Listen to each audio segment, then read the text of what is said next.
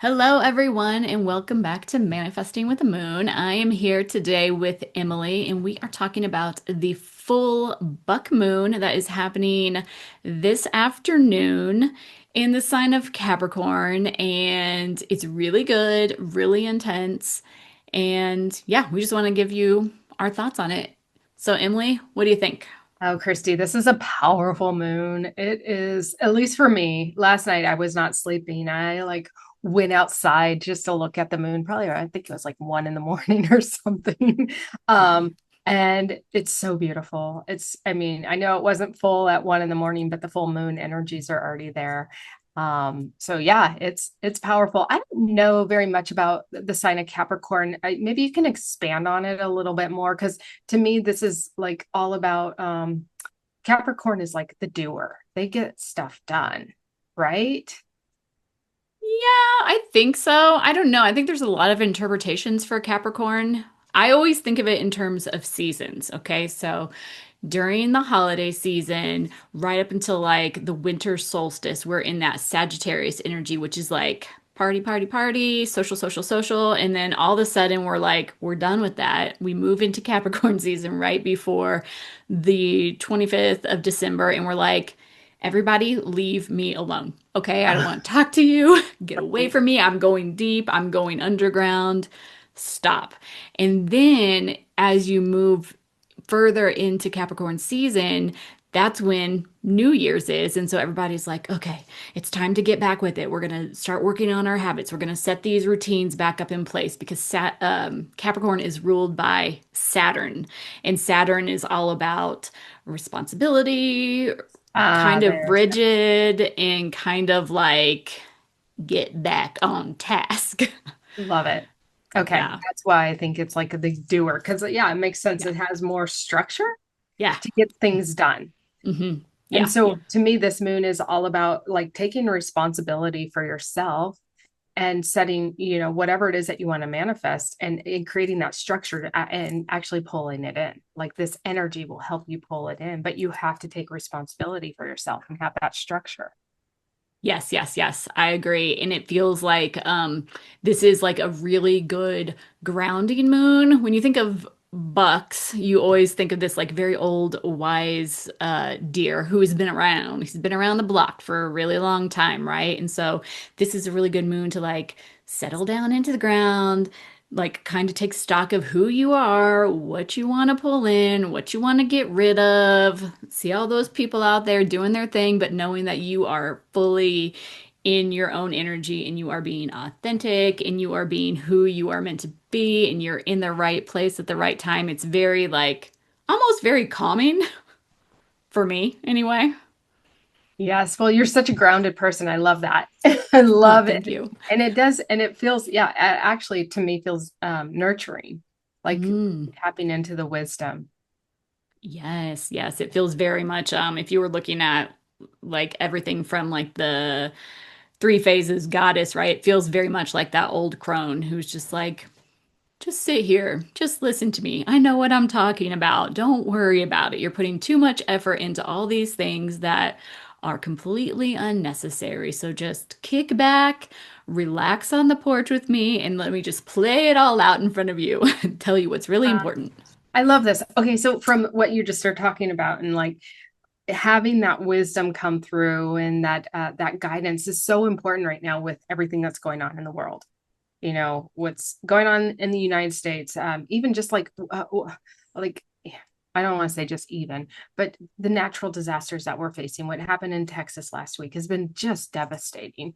And I'm finding it's like being an empath, I can easily tap into the collective swirl of chaos and grief and pain and anger and fear. And it can easily come into my body. And I love the idea of sitting on the front porch with this, wisdom, this elder that's just pouring into me to give me some guidance as we navigate these uncertain times that we're currently living in. Yes, it's very difficult to kind of stay grounded when there's so much going on and there's so many things that our hearts go out to because we, of course, we are all humans, right? We care about humanity and we care about everything that's happening out here in the world, but it's so important more now than ever to just really like ground yourself down and get back into your energy because that is one of the most stable vibrations on this planet, right? Is just being who you are and just like sitting in it. Because when you do that and you pull all your energy back in, it radiates out and it helps so much more than like doom scrolling or, feeling bad because this happened and thinking that this is something that you should be thinking about and giving your energy. It just adds to the chaos. It's so important to just pull it back in and be like, okay, Moon, what are we looking at? What can I do about it? This is how I can help right now when there's nothing else for me to do. Last night when I went outside to just look at the moon, again, I was like wide awake. I'm like, might as well go out and just commune with her for a few moments. She did say something to me and she had a message and it goes right along. And now I really fully understand the message after what you just said.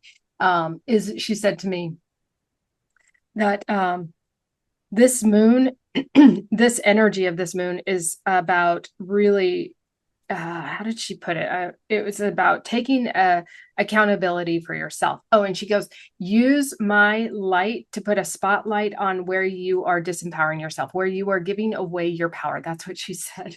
Um, and what you're talking about right now of doomsday scrolling or getting caught up in the emotions and maybe being an advocate for what's going on. Some of us, like you said earlier, are not meant to be advocates.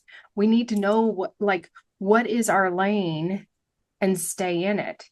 And so when the moon had said to me, use my light to put a spotlight on where you're disempowering yourself and giving away your power, that is, exactly like when you are doomsday scrolling. I'm so sorry if you can hear my dog bark in the background. She knows what's going on. She's like, She's I got stuff to add to this, please. apparently. So anyway, yes, the spotlight of like if you are doomsday scrolling or you are like becoming an advocate, like for me, when I feel the collective pain and I pull it in, I feel disempowered. I feel drained. I feel exhausted. So I have to know, okay, I got to step away. I can send love and light, but I can't take it all in. And I literally do not look at my social media except for a few times a day. I like do not sit there and scroll. I have to withdraw so I can stay in my power. And I think that's what the moon is telling us right now is really what are the actions that are draining you? Because we can't control what's going on outside, right? We can only control what's going on inside. It's true. It's true. And I agree. It feels very much like see where you're putting your energy that is not efficient for you personally and pull it back in. And this is a really good time if you have ever done any like cord cutting or anything, start cutting those cords. Okay. Do it energetically, do it physically, cut them off because that is just like little suckers that are just slowly siphoning off your energy and you got to cut them off, pull your energy back in. And this is the perfect time to do it. The moon is giving you all of this extra energy to cut those off and like regain before we move on into this next, well, half of the year, honestly. Mm-hmm. So, and we just went through that big transit, that astrological transit where Uranus did, or Uranus, I shouldn't call it that. Uranus did something. I think of it like it moved into Gemini, which was like a really big transit for the collective. And so right now, more than ever, don't give your power away to things that you cannot control. Yes. So use the moon as the spotlight to show you where you are giving your power away. Absolutely. Maybe you can even imagine it, the moon shining it down and showing you those little strands of energy or those big cords of energy that you have attached that are no longer necessary to have pulling off of you. Right. That's Cut such those a cords. good message. I love this. So important. And I love the cord cutting. Yes, because that is siphoning energy off of you. And Mhm. it's taking you away from what you're supposed to be doing in this lifetime and creating more confusion. Yes, we don't need to be adding any more extra energy of chaos or sadness or anger or frustration to the collective. Like, don't do that. That just makes it worse. Exactly. Yes, it's already so triggered. Yes, it's so triggered. Yes. So, because of the full moon in Capricorn right now, this is a really good time to set some habits, maybe manifest some things that will help you move forward with good intentions and good habits and everything. Are you planning on manifesting any energy towards putting habits? This is very Saturn energy. So one thing that I've started really in the last few weeks is, like I said, withdrawing from social media and withdrawing from my phone, like at least having 2 hours a day that my phone is not even near me. Because our phones have a frequency that they're constantly emitting and they're actually changing our brain waves. And so I take time to really withdraw from my phone. And I'm going to continue to do that just to really help reset myself and help get myself back into alignment, because right now more than ever it's feeling like um, there's a huge calling, and if I get caught up in the chaos, I'm not going to be able to fulfill what my calling is. It's true. It's true. We need people to be more in their energy now than ever so that they can pull in their purpose, so that they can start fulfilling it, so that we can move forward into this new era. Yeah, and the only So, way I can do it is if I'm unplugging. Consciously unplugging. absolutely, absolutely. I think that's great. What about you? So you know how much I love human design, Em. I One know of you're so good at it. Oh my gosh, you guys, I got to tell you, Kristy just helped me with some of mine. And if you need a human design reader, she's your girl. She knows it. Oh, you're very, very kind. But one of the things that I have been doing recently, okay, so in human design, in your variables, and it tells you like your ideal environment for your energy. And it's kind of been a very big thing recently where people are like, know your variables and everything. And so I have been kind of working to find my ideal environment. So in human design, my ideal environment is artificial shores. And what that means is when you are an artificial shore, you should put yourself in an environment where you kind of have like a shoreline. It doesn't necessarily have to be a lake or an ocean like a natural shores, but it has to be kind of like maybe in a coffee shop where you are on a patio and you're looking out at the street, but then you have like the coffee shop behind you or whatever. Uh-huh. So I have been manifesting for the last 3 years a really nice outside area so that I could get into my artificial shores environment and like really feel it. And so it finally has manifested. It's come into fruition. It is amazing. And I sit out there for like hours every day, like writing and just staring at the out the sky. And I tell you, it has been like so changing for me and so grounding for me. And I just feel so much better. I like feel calmer. I think my nervous system is like it's helping reset my nervous system. I don't have as many gray hairs because my nervous system is not. It's like, oh, we don't need to like take out the color of your hair anymore. It's been amazing. So if you are wondering about what's your ideal environment, then you can go online and you can pull up in various places and it will tell you what your ideal environment is. But that has been really changing for me. So I've been spending a lot of time out there and making that a habit to be outside So as much as tell I me can. what it is. What is your artificial shoreline? It's my deck. So I have I this love deck your deck. outside. Yes, I see all Thank your you. posts. Oh my God, I would love that deck. Yes, Amazing. it's amazing. And I have this like great view of the mountains. And so I can just go out there and I can just like feel myself like almost sink into the earth. And it's really hard. My kids aren't eating as well as they probably should because I'm just like, oh, it's dinner time. Let's go see what we can scrounge up, guys, because it's It's what just your so soul, grounding. yeah, it's what your soul needs right now. Yes. I So love that. yes, You- look that up. Yeah, so I had that done from one of my spiritual mentors, gurus. started working with years ago, she did it for me. And she told me mine is, I don't remember what it was called, but she said it's basically you need like a valley in between two sets of woods. And that's like how I grew up. My parents' house has like this beautiful Ooh, meadow, and on either side is the forest. And that's so, yeah, nice. and every time I go home, my boyfriend always says, "You are a different person when you're here." And I go, "I know. It just feels so good." It does feel so good. If you can recreate your ideal environment type in your house, it can be a real game changer, I feel. Interesting. So, I live in a city, so it's a little, I haven't figured out how to do it, but I'm going to start to manifest that. I like that. yes. Well, my son is a valleys Oh, so it's called environment. valleys. It's Okay. called valleys. Hmm. And so we have like we have like a main level and then we have like a captain's walk upstairs and we have like very high ceilings and everything. And so he likes to sit on the couch and look up at the captain's walk and you can hear like these echoes. And so he can kind of like hear everything. And so when you're a Hmm. valley's environment, you kind of want to be able to take in your surroundings and hear everything that's going on around you, not necessarily be a part of it, but just kind of like hear and Yeah, see what's you're going on. observing. You're an observer. Hmm. Yes, I Yes. 100%. Yeah. Yes. But yeah, I remember when I was a senior, I'm going off track, sorry, but when I was a senior in high school, I only had to take two classes at my high school, and then I went to the junior college, um, and it was like the last semester of the school year. And I remember being sitting on my parents' back deck and just getting lost in that valley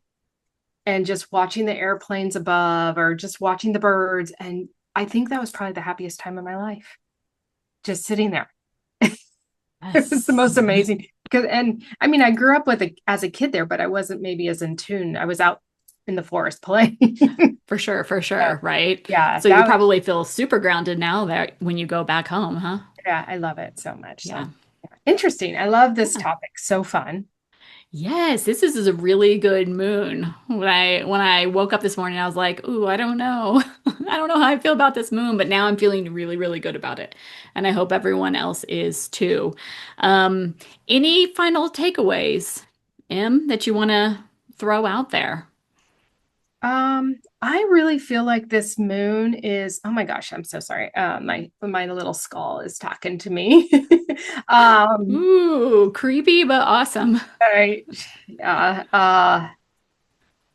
I'm trying to get the message of what my skull is saying because he's full on is just talking to me. Let me see. He has a message about this moon as a takeaway. Let me just see here. Give me a second.